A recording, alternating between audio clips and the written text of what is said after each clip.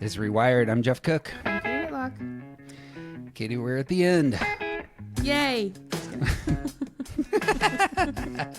It's 2025. That's just how everything feels. We are finishing up our deep dive into stance terminology.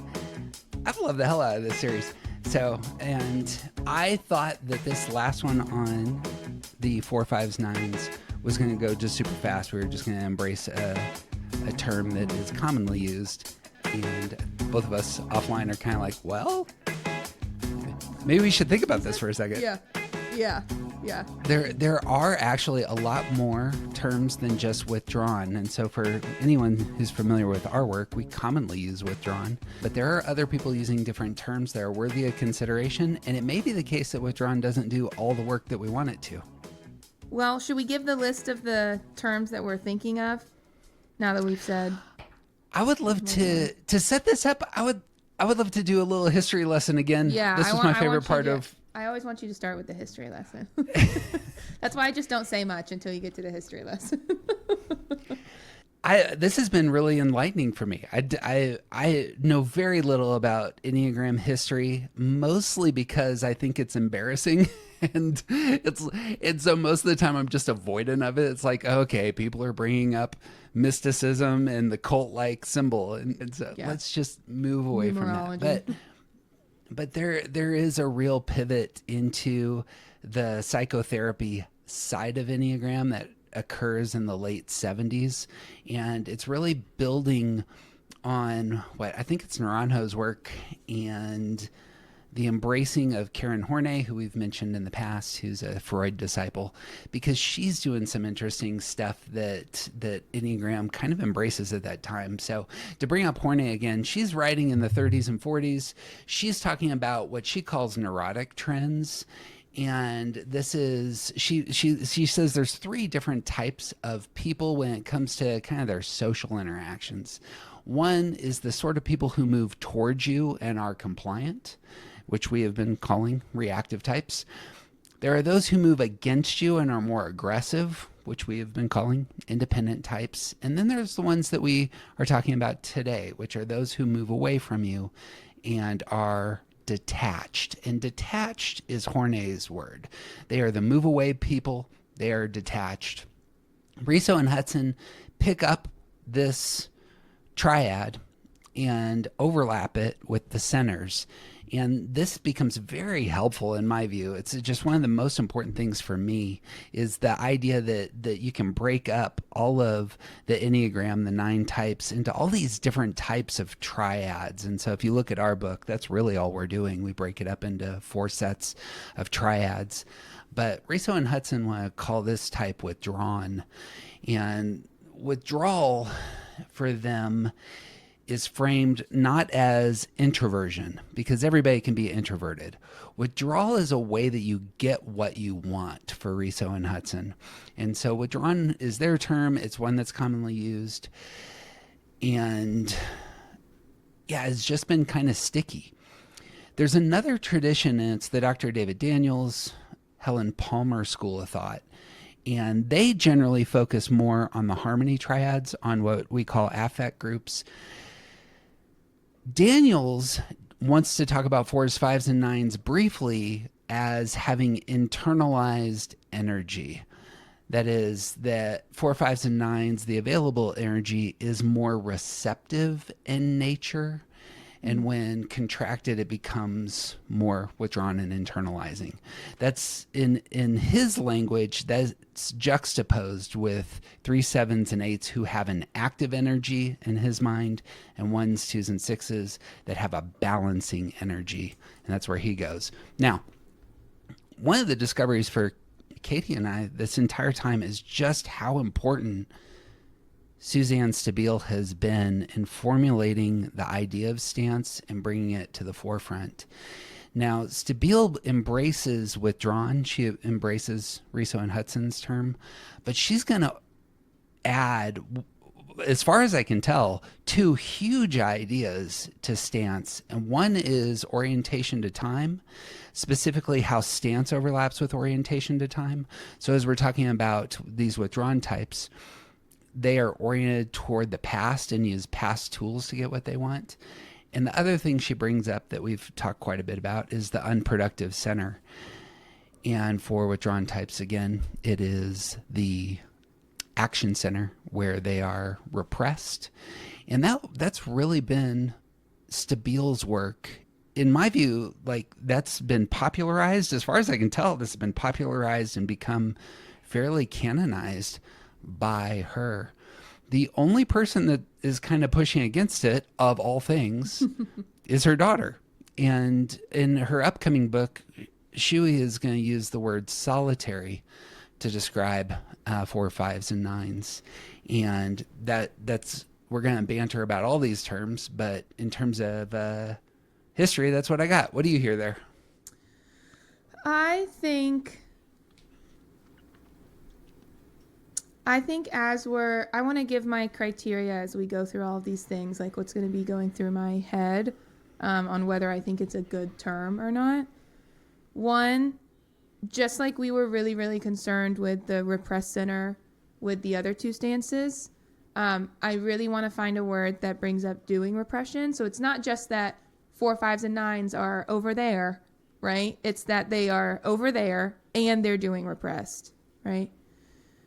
The other thing that I think is going to be important for this conversation as we go through is actually not finding a word that's too close to independent. Because if we have set up 3, 7, and 8s as independent, which we have released that episode, it's out there.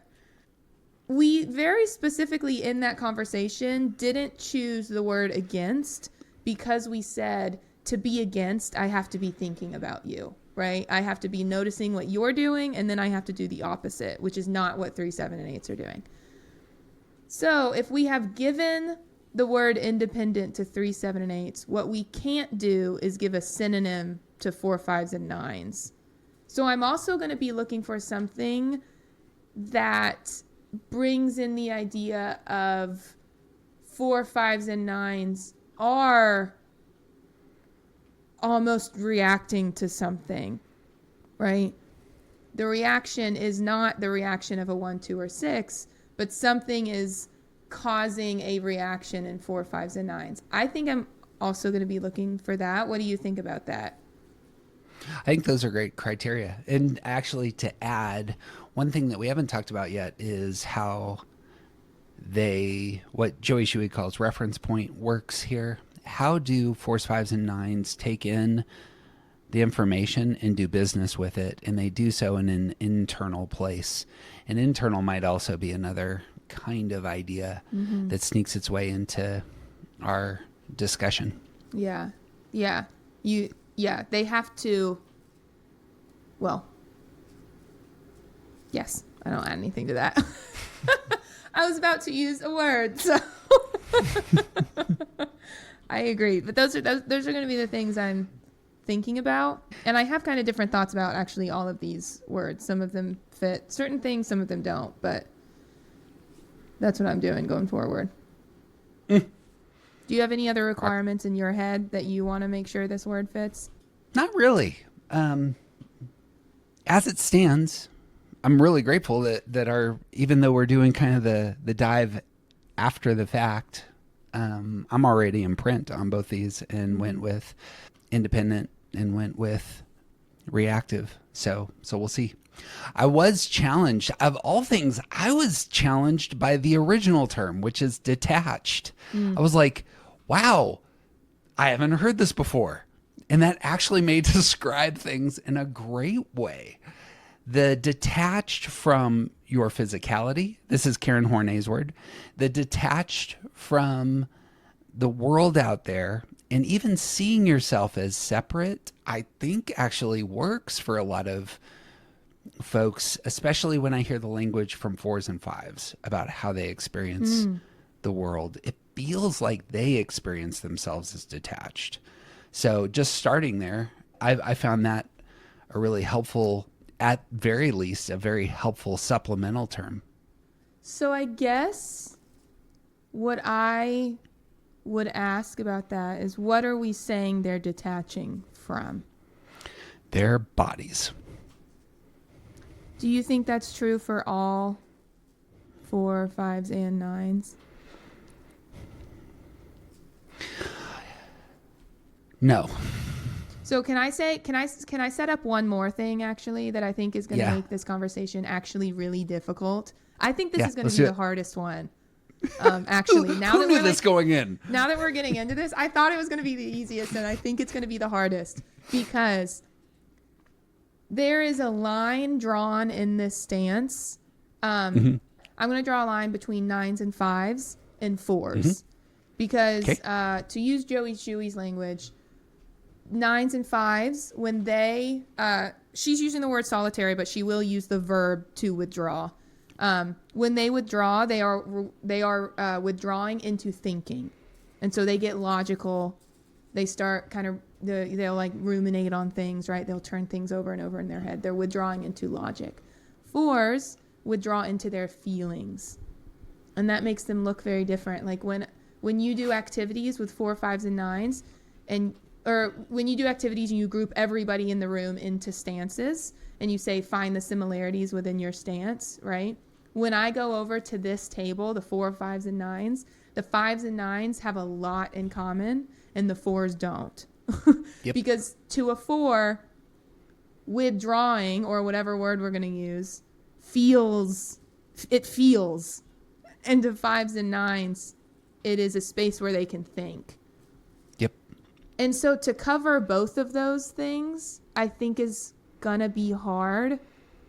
And now to go back to what you just said, 9s are in the body triad. Can we say that they're disconnected from their body? In the same way that 3s separate themselves from their emotional life.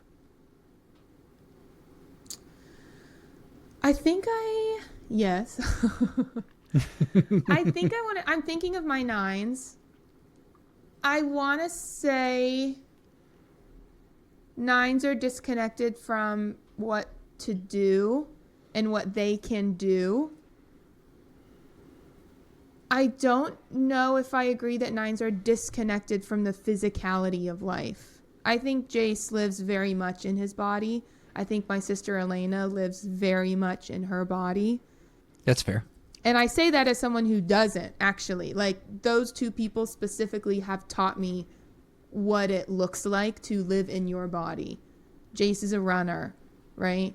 Whatever. We just all have had a lot of conversations, and they are connected to their body in a way that I am not. I don't know if I can get on board with saying that 9s disconnect from their body. I think they disconnect from what they can do with that body, maybe, like their impact on the world, right? Mm-hmm. And maybe their anger. I don't know. What do you think about all that? I think that's a fair pushback. I want to jump immediately to evaluation, but that's going to be something else. It's going to be a different topic that I'll be processing center. So like, it feels like in part that's what's going on.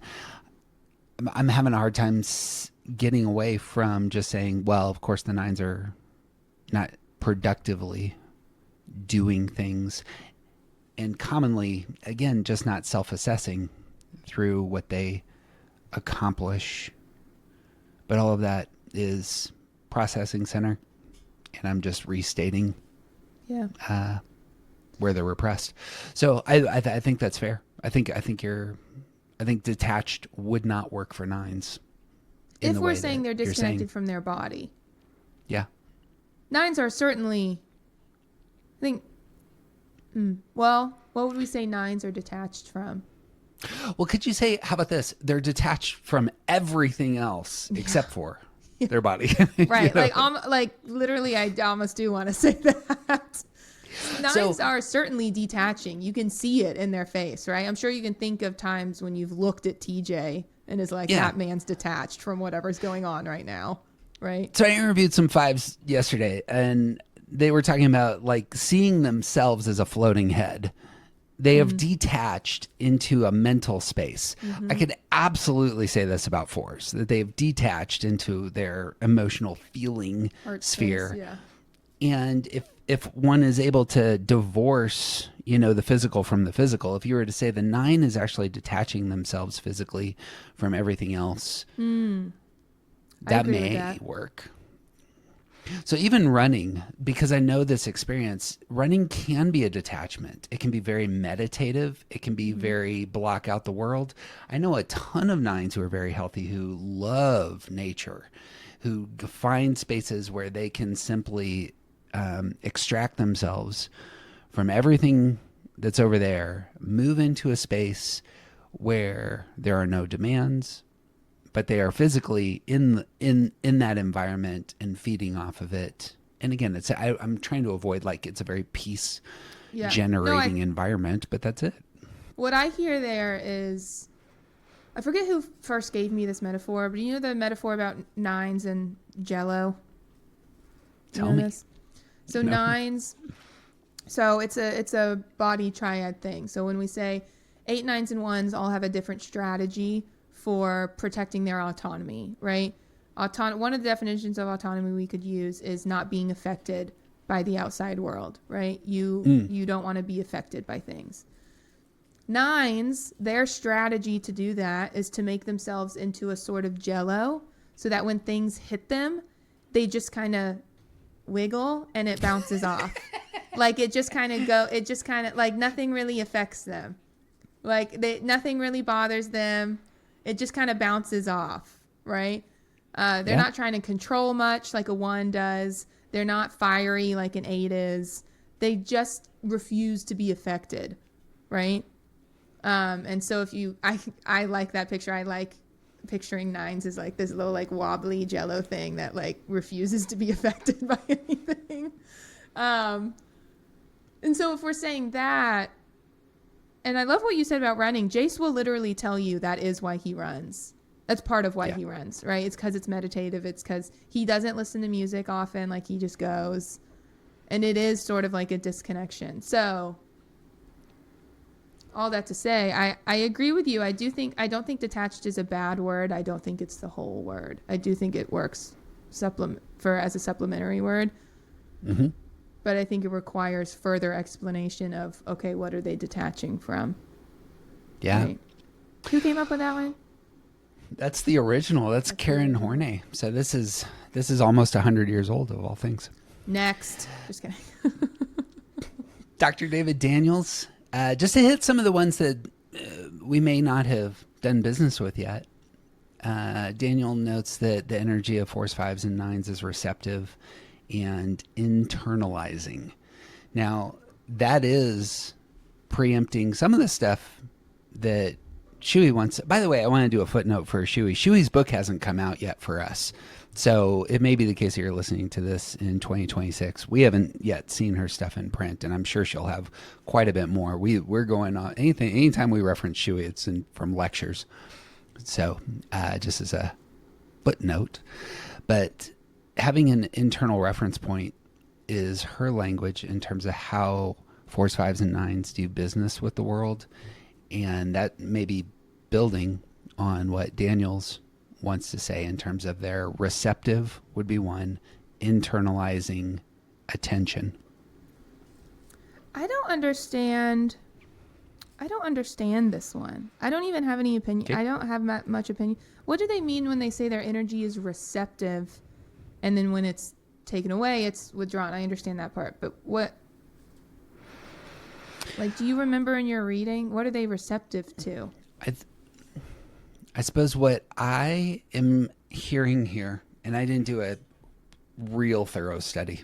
This is very quick. What I'm hearing is that in standing back, they're waiting for the world to come to them. Oh.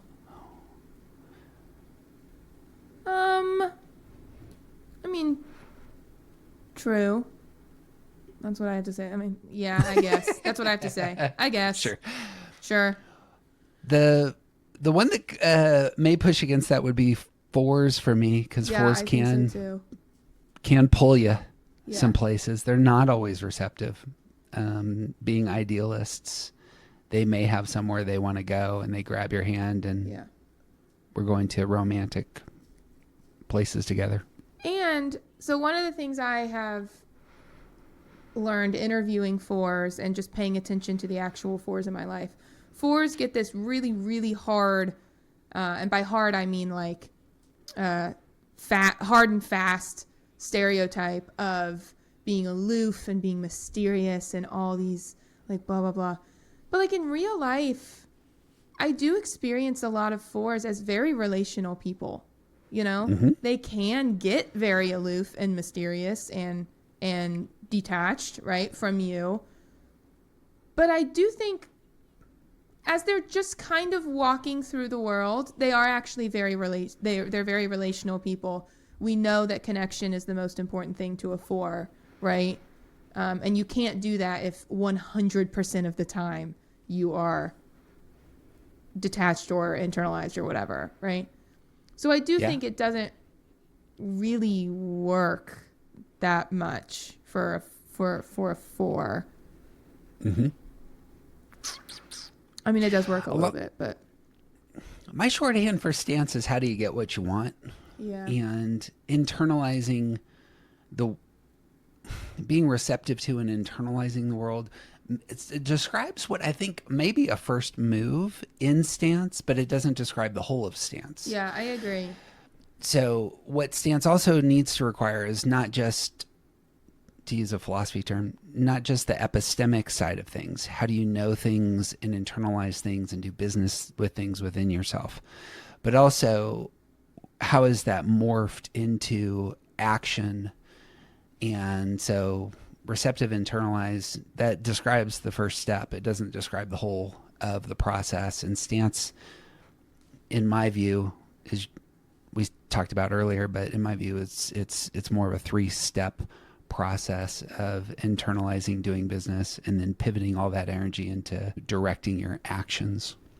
I looked up all my definitions again for all these words. Please. And so I want to give the definition for internalized because this is actually where I most disagree with this word. So maybe, the guy, what's his name? David? Dr. David Daniels, Stanford professor. Maybe he wasn't going off of this strict definition when he came up with this word, but the definition of internalize as a verb is to make attitudes or behavior part of one's nature by learning or unconscious assimilation. So I'll repeat it. Make attitudes or behavior part of one's nature by learning or unconscious assimilation. And I do not think that that's what 4, 5s, and 9s are doing. That sounds like, to me, you are not naturally knowing all of these things. Yeah. It sounds like you are taking what you see in the outside world and like making it a part of you. That's not the best way to describe that, but that just does not sound. 4, 5s, and 9s are born this way, right? Maybe not born, but whatever. Like whatever you want to argue, by the time you're 5, they don't have to. Well, maybe that's not what it's saying. What do you think about that definition? Does that make you like the word more? Or does that make you like the word less? It actually pushes me away from it because when I heard it, I was like, well, I do that. Yeah. We haven't brought that element in. Yes, like you're paying more attention to the world than I think these numbers are. You know? Or you are referencing the world more than these numbers are, I think. It could very well be the case that 4s, 5s, and 9s are very receptive and internalize things, but that doesn't mean that 1s, 2s, and 6s can't be receptive. Right. And, internalize things in the way that was described. Yeah. I think receptive, we can, maybe not directly, but almost put that as just the opposite of independent, which just means it's just going to be everybody except for 3, 7, and 8s, right? But just to react to something is just to not be independent, which would apply to 6 numbers, not just 3, right? Yeah. It's good. Last words on that one? I'm kind of just going to repeat what you said, but his whole language about the energy of these numbers, one that strikes me a little behaviory. It does not strike me as describing the inner workings or the motivation of how this stance works. It just describes what it looks like, which has been one of our criteria for not liking the words before, right? That's I want to come back to that. Yeah. For a second. Because I think I jumped quickly onto of course you're right. Enneagram type describes internal motive and not behavior. And I wonder if I wasn't too short on that.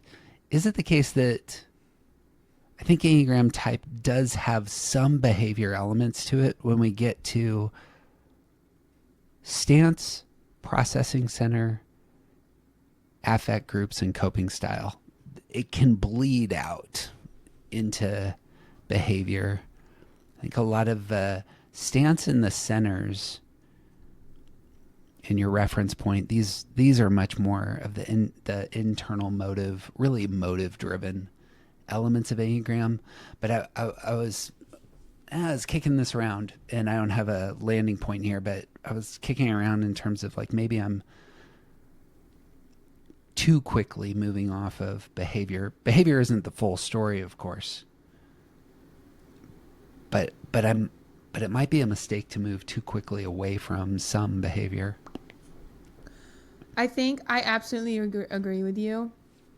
And I think what I would say is, so then these words work, but they're not the whole picture, which has been a disqualifier for us in our other two, right?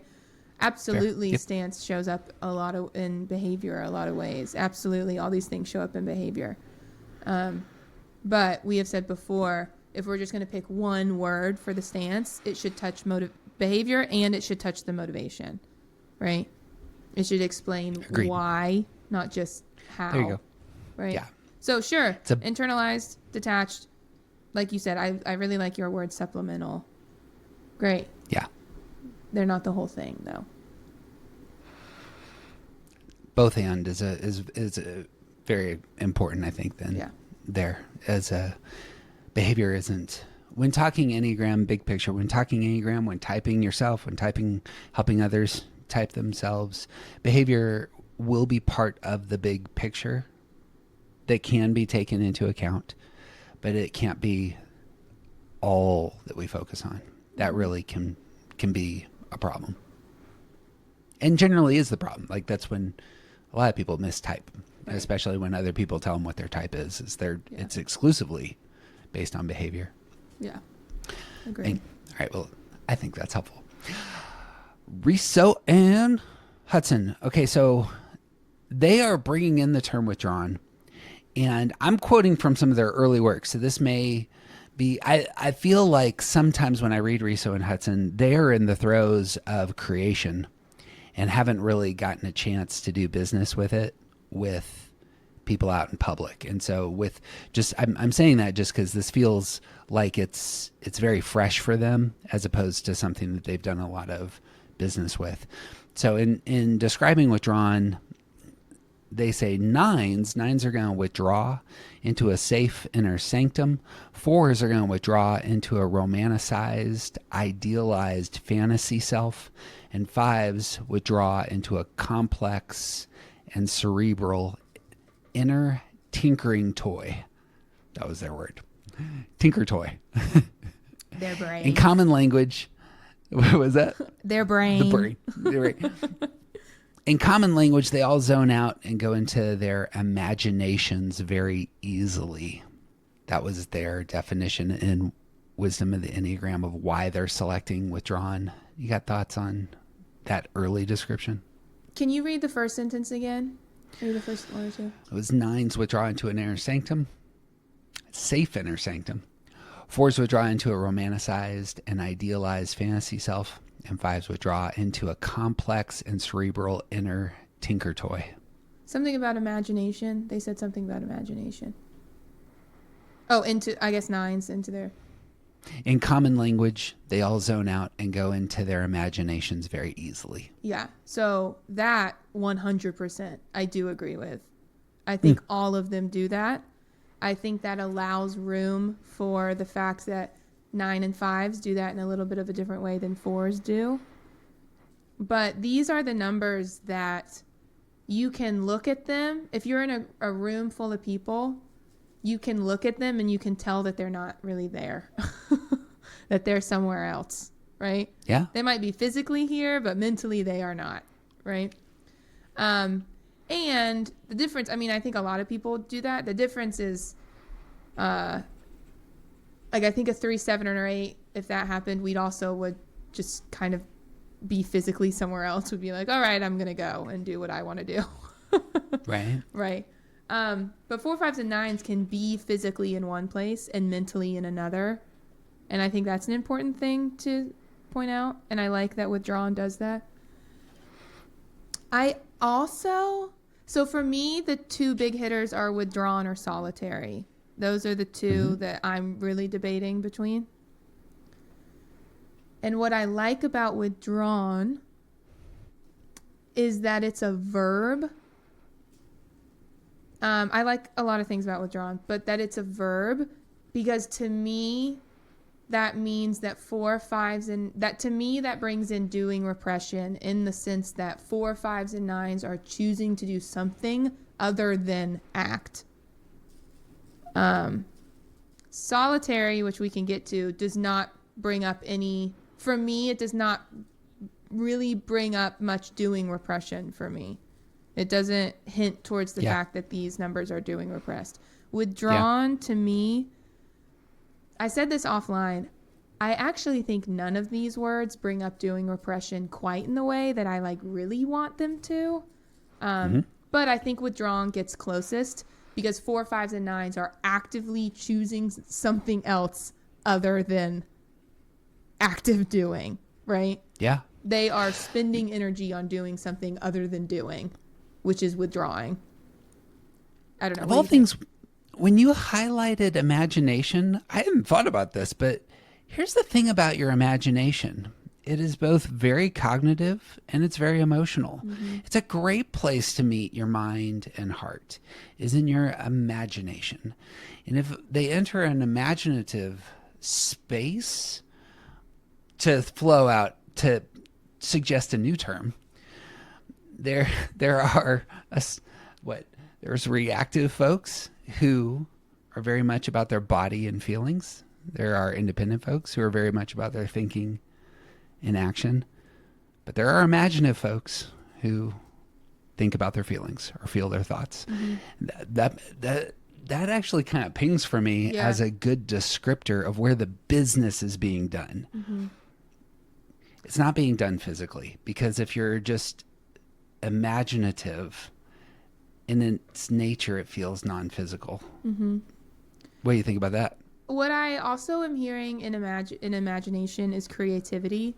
And I do actually think all these numbers are creative in kind of their own way.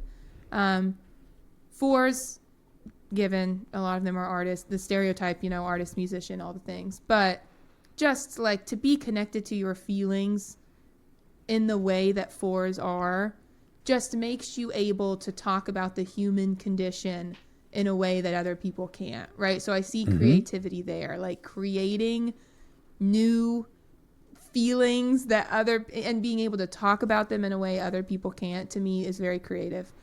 9s, I'm actually thinking of my 2 9s. So this is the one I'm like, maybe this doesn't track to every single 9, but I actually do think 9s are very creative. I think they just don't share that often, because they don't, 9s forget themselves. They don't think that it's theirs to do. But when I have seen my 9s step into roles of, oh, this is mine to do, they're actually pretty creative. Like, they can come up with solutions to stuff that other people don't, right? My mom was a university art professor. Right. She was an interior design instructor, and the movement of interior design is very spatial. It's very aware of your surroundings, but it allows one to be creative about spaces.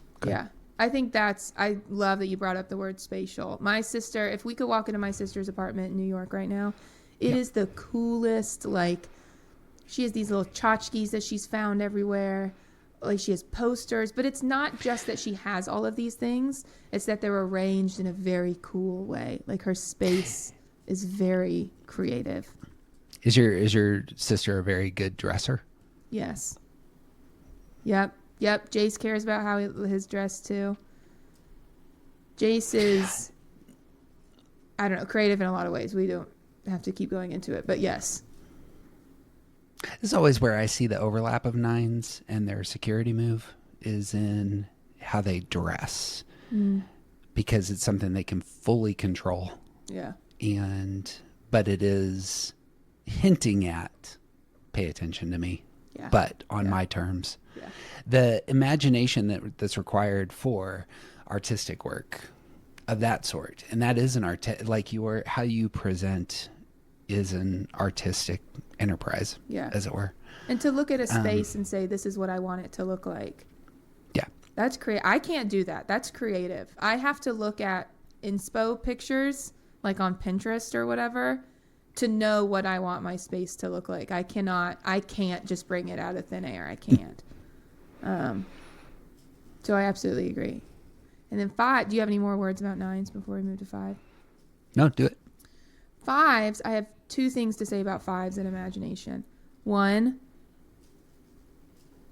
my father is a 5 and he will tell you over and over and over again, I do have feelings. I'm not a robot. I've said that before.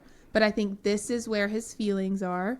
So even though the rest of us don't really see them, and he does not allow them out into the world or to affect his decisions that much, he does have them, and this is where they are. And the other thing I'd bring up, the creativity for 5s. I actually do think 5s are creative, not in the artistic way that 4s are, but I'm going to kind of paint a picture here. If we say that 5s are the observers of the Enneagram, right? They can stand apart and view the world in its entirety. That allows you to be very creative with your solutions to problems. I think that's where 5s get really creative, because they are not tied down by like emotion. They can put together very intricate systems, and they can understand very intricate systems in their entirety. And I think that takes creativity to be able to understand things like that, right? And to make them your own. Like my dad's the CIO at a children's hospital. And to hear him on calls and to hear the solutions he comes up with to problems, I actually do think are very creative. And it comes from this place of being able to sit back and observe and see all the little parts everywhere and then come up with a way to bring them back together. I think that's very 5. I agree. What do you think? At some point, I would love to talk to you about vocations and what we're attracted to vocationally, because I have a very strong intuition that a lot of us in our type choose fields that move us toward security. An easy one to see is I know so many elementary school teachers and nurses who are 8s. And they want to help people who are helpless get strong, as it were. Yeah. Like that would be a simple one. Like I'm a 1, I'm a philosopher. That's a very heady way of being in the world, but that's my repressed center. Right. My youngest child, 5 that he is going to school for architecture.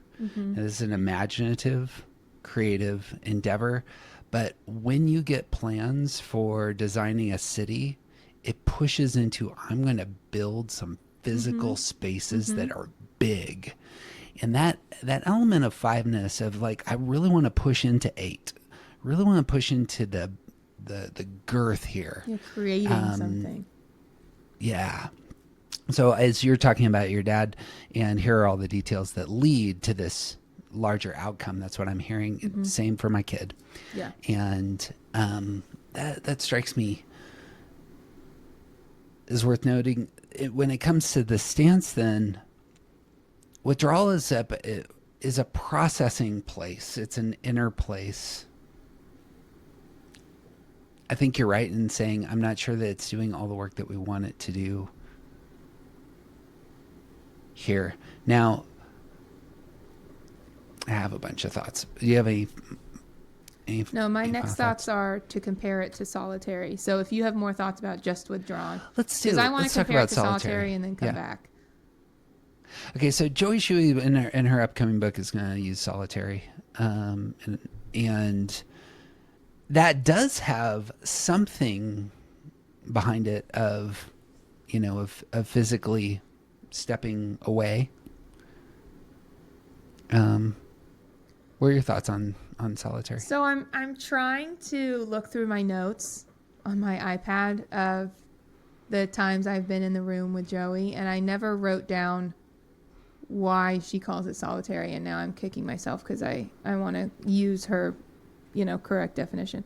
So I can't really remember why she used the word solitary. So I'll just say, actually, why I don't think I like it as much as withdrawn.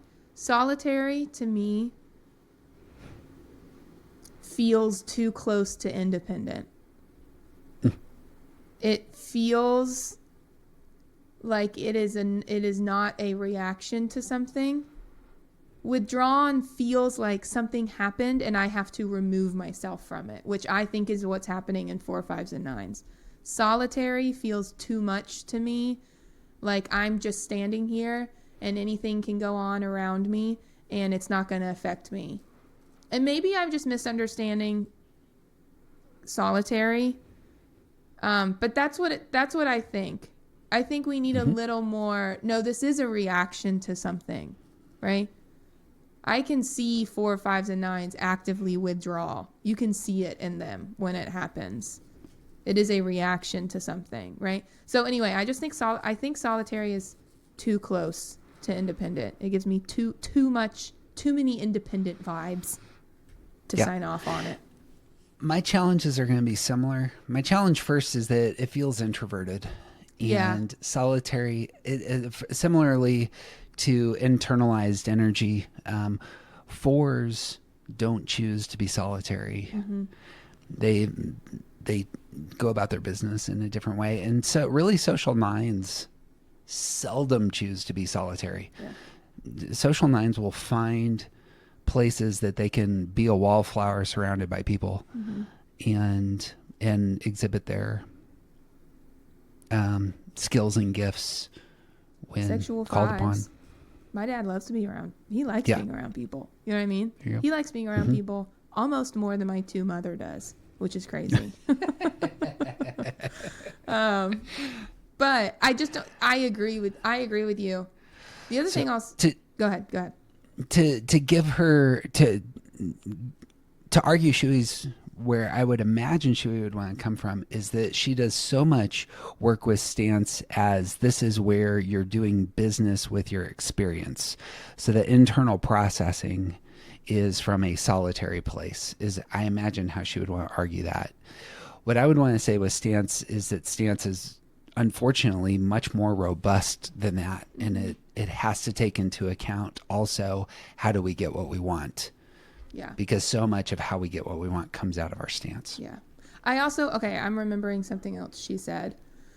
I'm not going to say it exactly like she would, but I also think it's important to her. Solitary gives you the idea of just one. It's just you. It has to be just you. And that is true for 4, 5s, and 9s. They need to be by themselves to be able to figure out what they think or they feel or whatever, right? Whereas her point is that 1, 2s, and 6s need to be around other people, and 3, 7, and 8s, it doesn't matter. Whereas 4, 5, and 9, they need to be solitary. They need to be by themselves to be able to process through either their thinking or their feeling or both or whatever you teach about that, right? So it's just another, I agree. I don't disagree. But I think withdrawn is better. I think withdrawn brings in more stance stuff than solitary does. 4, 5s, and 9s are solitary at different points in their lives. But like you've said, they're not always. I think withdrawn does it better. If I was making the argument for withdrawn, just to jump to the punchline then, if we're at that spot, it both has that epistemic dimension of where are you doing business with your experience. And it also has the elements of how do you get what you want in the world. And I can see how fours withdraw to get what they want in the world. Both they withdraw in order to understand their own emotions, but they also grab your hand and withdraw with you. And that is also a way of being connected. At least my experience so far is it's a very common way that fours want to connect with people is, even if it's a group of people, we are going to take a step back together over here. And that withdrawing together or withdrawing with your lover or withdrawing by myself seems to me to describe the fours. With fives, withdrawing into their mind, real common in order to get stability, real common to address their fears, real common in order to grab hold of the tools, resources, insights that they have in order to exert themselves into the world. How are you getting what you want? I first withdraw to shore up all the things that I need. And of course, for nines, the withdrawnness, as was said, is like I'm trying to step into those spaces where I feel comfortable. Yeah. And least affected by things. Yeah. Right? So spinning things in that way, that just, I think that holds both elements. And nines likewise will withdraw into their imaginative space, as was said earlier, that you can simply see these types kind of check out, and withdrawing into that combination of one's mental, emotional space is how they're responding to the world coming at them. Yeah. And that seems to work for me. What do you think? So the two definitions that there are actually, if you Google withdrawn definition, there's lots of them. But the two that I think work most for this, the biggest one is not wanting to communicate with other people, which is like, I do think works in the sense I would take away the wanting to. And for this stance, for Enneagram specifically, I would say unable to, because I'll use, my 9 as an example. He needs to be by himself to figure out what he thinks. If he is around other people, he's going to be influenced, right? As I'm saying this, I'm thinking about 5s, and that's not true for 5s. So, I do think not wanting to communicate with other people. I really think the Enneagram, what I would say about Enneagram is that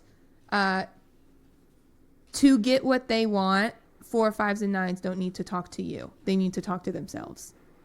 Right? That's what I would say about that. The other definition, which I think is better actually, it's leave or cause to leave a place or situation. And I love that one because it is very clear to me that these numbers are not independent. That definition is not independent, because if they were independent numbers, they wouldn't have to leave. But having to leave and not communicate with people and be by yourself is the opposite of independent, right? You have to do this. So I like withdrawn for all of the reasons said. It's opposite because independent folks don't need to withdraw. Yeah. Independent means you can stay here or you can go. Whether or not you're here or somewhere else, it's not going to change what you think or feel or do, right? There you go. 4, 5s, and 9s need to be by themselves to figure out what they're going to think or feel or do or whatever. Yeah. I think that's fair. I think that works well. I think that works real well. Can I bring up one thing that I'm thinking about, though? Please. I think we're going to land the plane right now. Well, I'm going to open it up again. 5s are not responsive, right? Or they're not reactive at all. They have no line to reactive. They're not They're not easily influenced, right? So when we say that 5s need to be by themselves, do they really? Because even when they're around other people, I don't see 5s being influenced by people. So what would you say about that? About how other people influence 5s? Like, why Why are fives not in the independent stance? One, fives are far more emotional than we understand. And two, I suppose what I was hearing there is that fives are just very aware of their resources, one of which is their personal energy. They cannot stand, I would assume, maybe I'm wrong here, but I assume that fives can't stand in the middle of chaos for too long the way that point. an independent type could. Why not, do you think, though? And it's both the level of their emotions and the amount that they are dedicating to their personal energy. Yeah. I think fives are just very, very aware of their personal energy, and they will be some of the first to step out of the room. Yeah. That's good. Okay.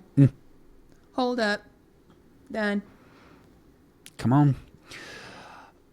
One of the things that I wanted to pitch in Around the Circle in the book was how each of the sets of triads work. And so for those of you who have gotten this far, where does stance kind of fit on the map? And I would love your thoughts on this if you have any. But in my view, the world is coming at you and it's received through your primary center.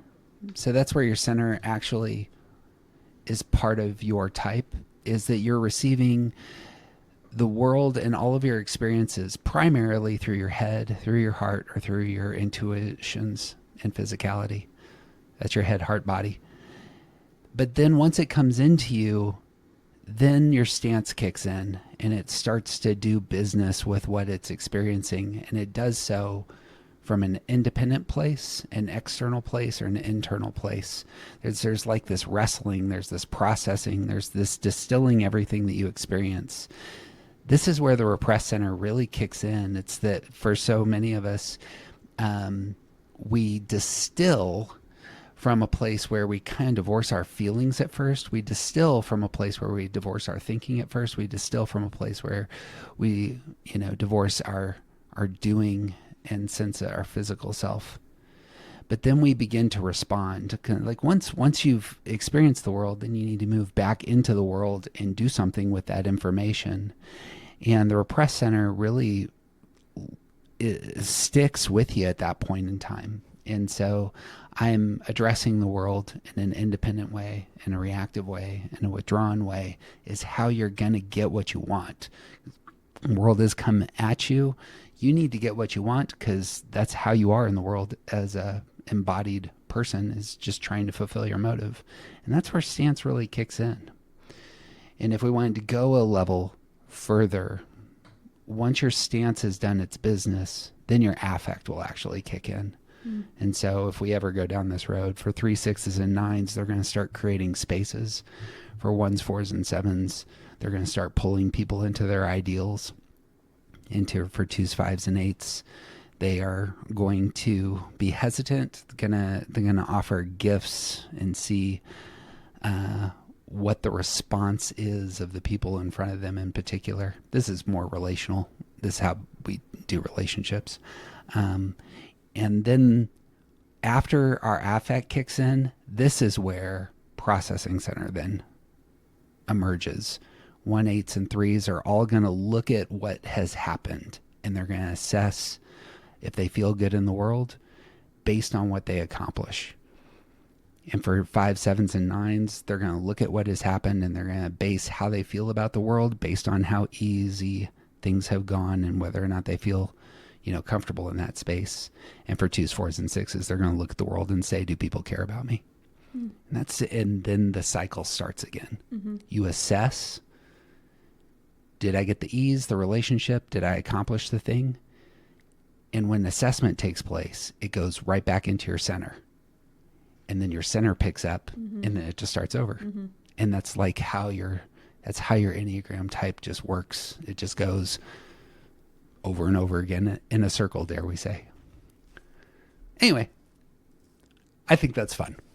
I think it's I hope that wasn't too heady. No, I think it's great. It's painting, in my head, it's painting a picture of biology major I was, of like these like feedback loops in biology, or like enzyme, like it just feeds itself, right? All these enzymes we have in us or whatever. And That's what it's, I, have looked at diagrams of those for a long time. So it's just reminding me of that. Did our nervous system evolve out of said processes? I don't know. Maybe. That would be crazy. That feels like quantum something to me. Like something we'll never know. I don't know. That's very interesting. Well, that's what I got. We're going to pick this up in 2026. No, we're not. We have one more interview. I get to interview Katie next week. Oh, yeah. About her experience this year interviewing those under the age of 35. Yeah. Fun. And that's how we're going to end the year.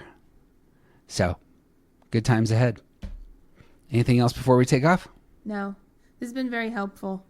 This is funny that the three will say this. Not funny. But, so when I teach this stuff, I've been waffling between different, what should I call these stances?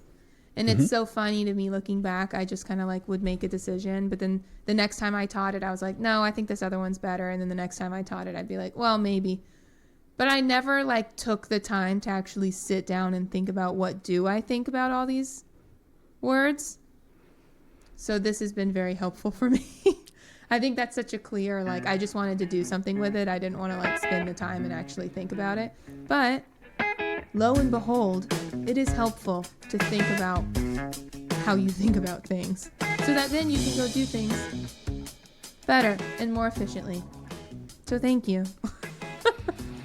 Katie, have you heard the rumor that I want to create a online graduate level Enneagram class? Ooh, here and there. It's been whispered in my ear a few times. This is what that would look like. Mm-hmm. In grad school, you're looking at terminology, philosophy. You're trying to get at the bedrock of your discipline and do work that creates a robust foundation for doing all the other things. And so this has been a stellar first example of what that might look like. So good work. You're a guinea pig. Yay. First adopter. That's yeah.